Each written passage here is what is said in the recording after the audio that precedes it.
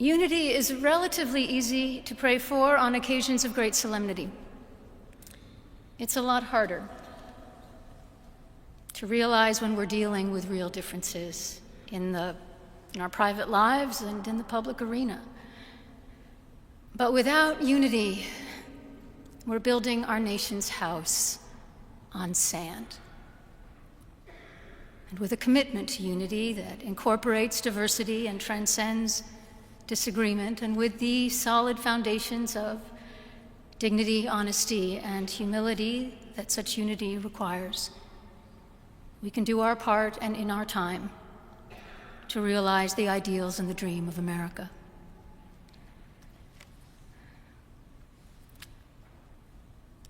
Let me make one final plea, Mr. President. Millions have put their trust in you. And as you told the nation yesterday, you have felt the providential hand of a loving God.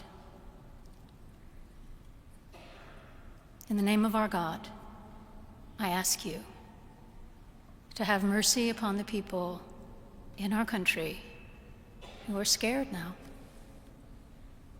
There are gay, lesbian, and transgender children in Democratic, Republican, and independent families, some who fear for their lives.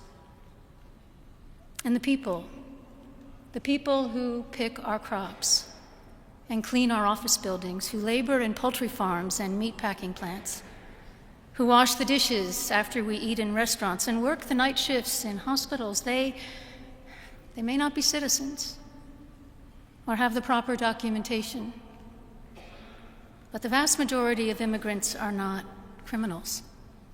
They pay taxes and are good neighbors. They are faithful members of our churches and mosques, synagogues, wadara, and temples. I ask you to have mercy, Mr. President, on those in our communities whose children fear that their parents will be taken away, and that you help those who are fleeing war zones and persecution in their own lands to find compassion and welcome here. Our God teaches us that we are to be merciful to the stranger, for we were all once strangers in this land. May God grant us the strength and courage to honor the dignity of every human being, to speak the truth to one another in love, and walk humbly with each other and our God for the good of all people in this nation and the world.